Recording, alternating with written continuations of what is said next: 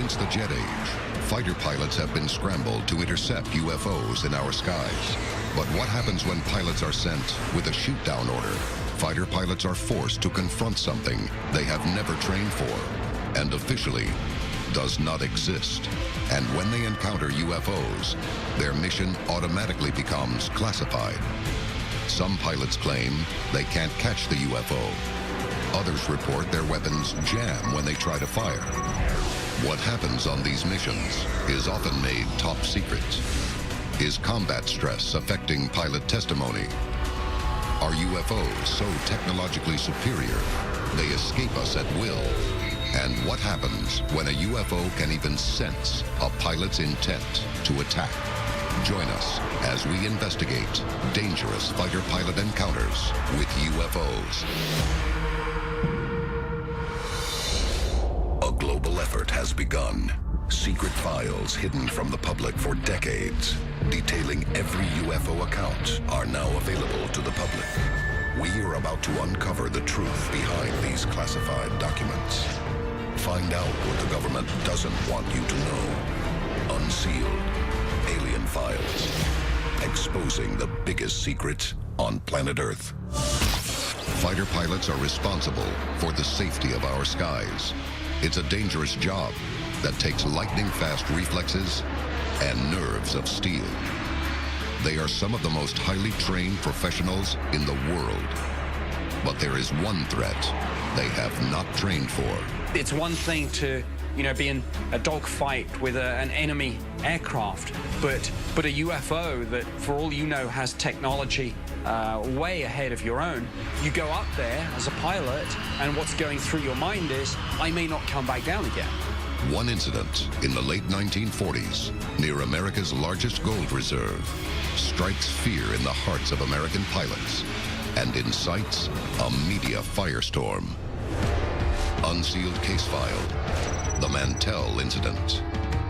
January 7th, 1948, Fort Knox, Kentucky.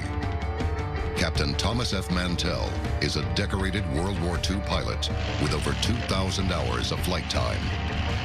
While patrolling the skies, he's told that a westbound circular object about 250 feet across has entered the Kentucky airspace. In January of 1948, Thomas Mantell was piloting a P-51 Mustang, along with two other P-51s. 3 witnesses in the control tower of Goldman Field at Fort Knox make visual contact. The P-51 Mustangs of the Kentucky Air National Guard turn toward the object and accelerate. Mantell allegedly reports over his radio that the object looks metallic and is of tremendous size. He got to about 20,000 feet when his P-51 then began to spiral out of control and later crashing, killing 25-year-old Thomas Mantell. Rumor spreads that Mantell has been shot down by a UFO. It's the first incident in U.S. history where a fighter pilot allegedly dies engaging a UFO. For the first time, the Air Force and the public realize that UFOs are more than just mysterious. They can also be deadly.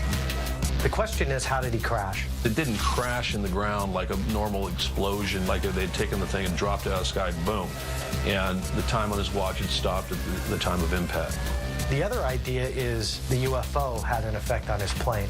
Some experts also believe Mantell may have been chasing a top-secret weather balloon called Skyhook. Multiple Skyhook balloons were launched 250 miles northeast that same day, but none of the explanations stick. And the military begins to make UFO identification a top priority. It's going to definitely start spreading throughout the military and create some kind of hysteria or fear, because if your commanding officer says, get this enemy, and this enemy is better than you, there's a huge threat to that, and that's a huge problem. Years later, an incident in Brazil confirms the one fact that has dogged the world's military for 40 years. Chasing UFOs is one thing. Catching them is an entirely different matter. Unsealed case file, the Sao Paulo UFO incident. Sao Paulo, Brazil, May 19th, 1986. 20 UFOs are tracked on radar and seen by eyewitnesses on the ground. 2 F-5Es and 3 Mirage fighter jets are scrambled from Santa Cruz and Annapolis Air Force Base. We had ground radar tracking 20 objects. We had multiple airplanes seeing this thing over the 4 hours. Some of these pilots then acquired the UFOs visually as well as on their radars. This went on, involved at least 6 military aircraft, maybe more. In a press conference, Brazilian General Otávio Lima states, "At one point, the chase was inverted, and an F-5E fighter was surrounded by 13 colored lights and chased with 7 on one side and 6 on the other." Afterwards, this was clearly taken seriously within the Brazilian government at high level. Senior Air Force officers were involved. I believe the Minister of Aeronautics was involved at one stage. The Sao Paulo incident is discussed openly by high-ranking government officials in Brazil. But then in the end, it was suggested that perhaps this was just space debris.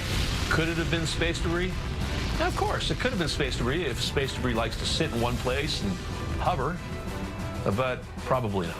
A short message from the U.S. Defense Attaché in Rio to the U.S. Defense Intelligence Agency reads, quote, 3 visual sightings and positive radar contact from 3 different types of radar systems leads one to believe that something arrived over Brazil.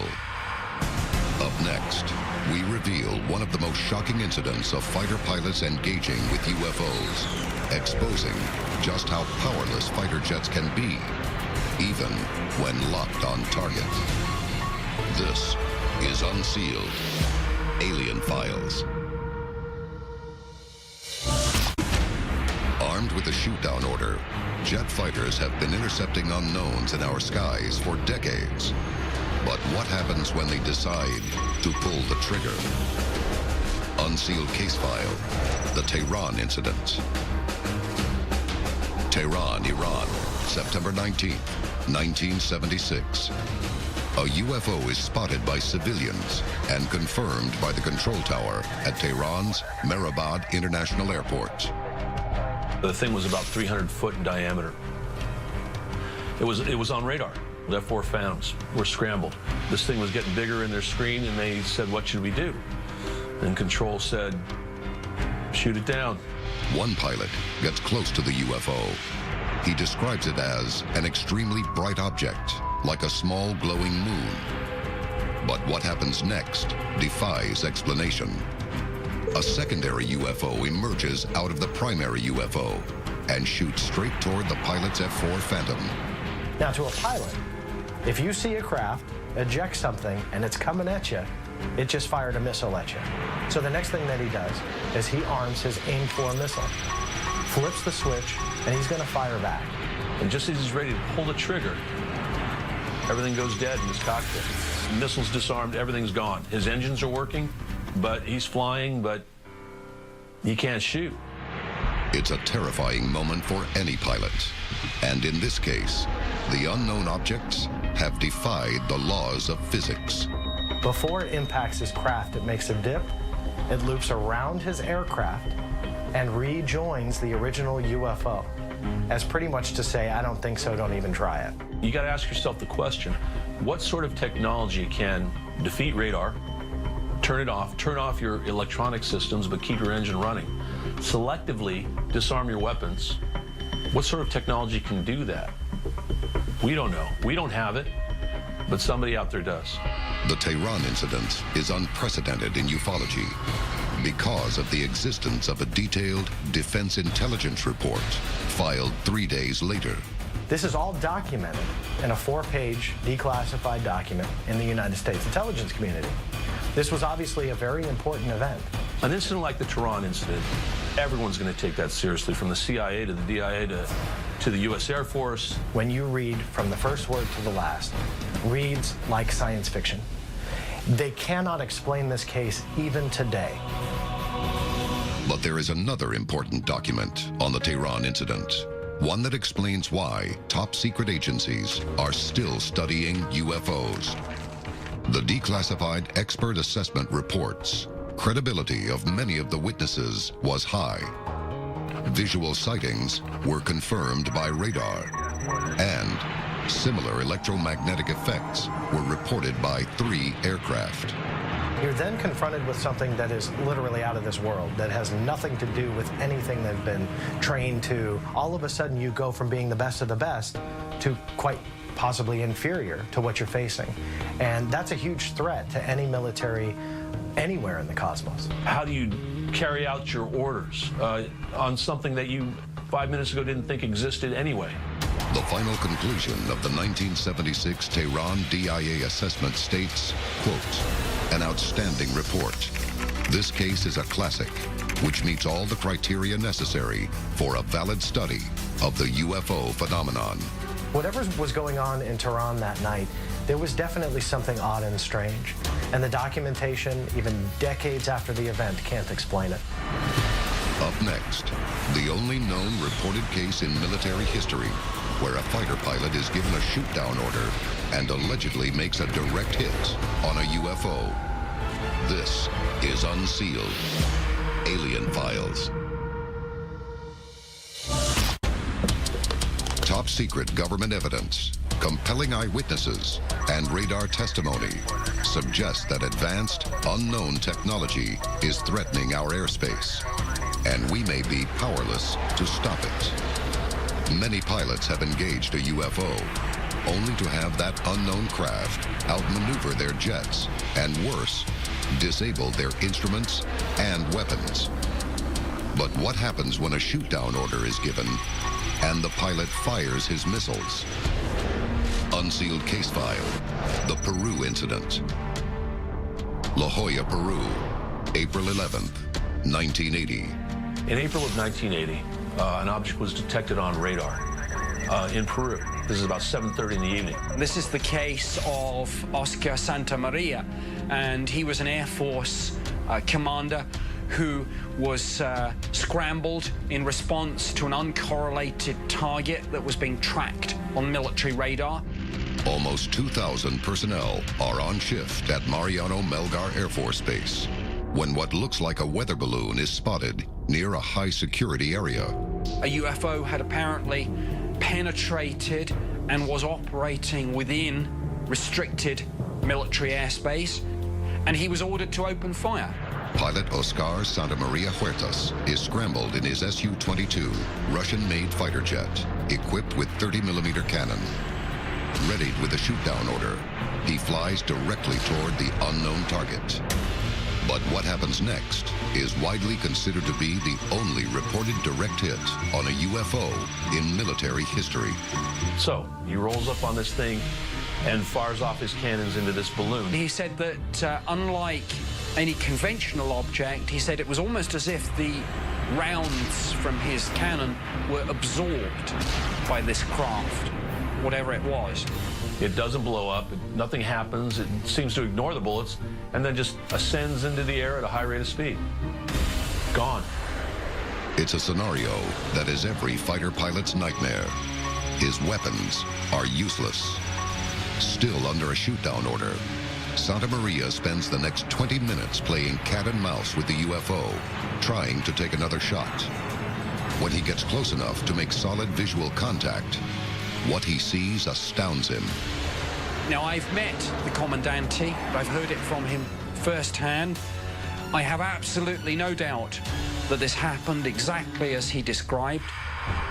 Santamaria claims the UFO is shaped like a light bulb, cut off at the bottom, with a cream-colored dome.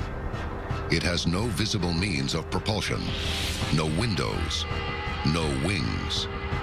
This now declassified official account of the incident is sent to the DIA. It states that the pilot, quote, intercepted the vehicle and fired upon it without causing any apparent damage.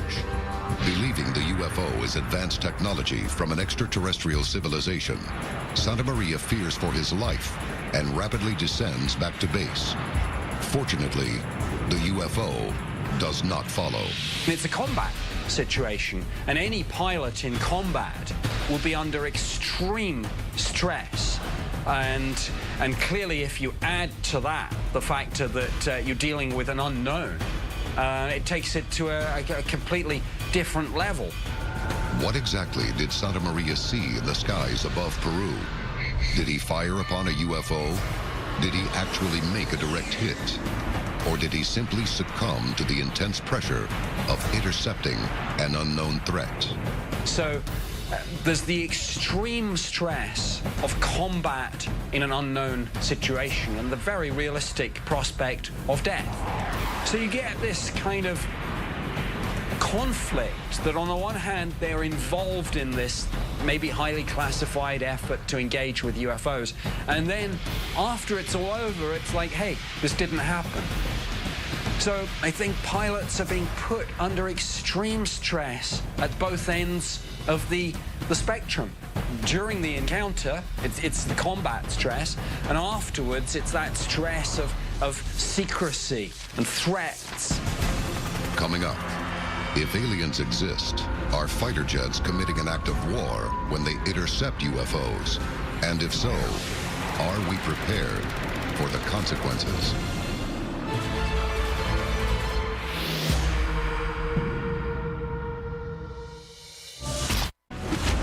Caught between defending our skies from unidentified threats and the possibility of Air Force reprisals, the testimony of pilots who have been ordered to shoot down an unknown craft is critical to the study of UFOs. But can their efforts be mistaken as an act of war? Unsealed case file, the Cometa Report. This report was entitled UFOs, What Should We Prepare For? In 1999, the Cometa Report was published in France, which really outlined what the evidence was that supported that the UFO phenomena was real, and it was quite possibly a threat to the world as a whole. It came to the twin conclusions, in effect, that UFOs at some level were a real, solid, tangible thing, and they were seriously prepared to consider the possibility that these things were indeed extraterrestrial spacecraft. Whatever you believe about UFOs, if you've got something flying in such controlled airspace, well, that's something that should be taken seriously, whether you're a believer or a skeptic. The 13-member panel, made up of some of the brightest government, military, and scientific minds in France, hand down a stunning recommendation. It outlined the fact that we needed to try and figure out a defense, a way to ward off and fend off any enemies that may be encroaching into our airspace and trying to invade our planet. Are they visiting our planet? Thousands of witnesses, contactees would tell you yes. We protect a lot here on the planet Earth, but the minute an alien civilization lands on Earth, that changes in a second. The Cometa Report questions the Earth's ability to defend against an unknown enemy attack. If an alien spacecraft visits Earth and it's made out of nuts and bolts, pending no science fiction-like shield around it, I'm guessing we could probably find a way to shoot it out of the sky. But the big debate for me is why. You know, you're either going to successfully shoot down one craft of an alien race and potentially upset a much bigger force that has bigger guns than us. And I don't think that that's something that our pilots would do. I think we need to start crossing our fingers that they don't have any bad intentions. Because quite frankly, I don't think we're going to have the ability to get rid of them. When the day comes, do we need to rethink how we approach unknown visitors in our skies? This is Unsealed. Alien Files, exposing the biggest secret on planet Earth.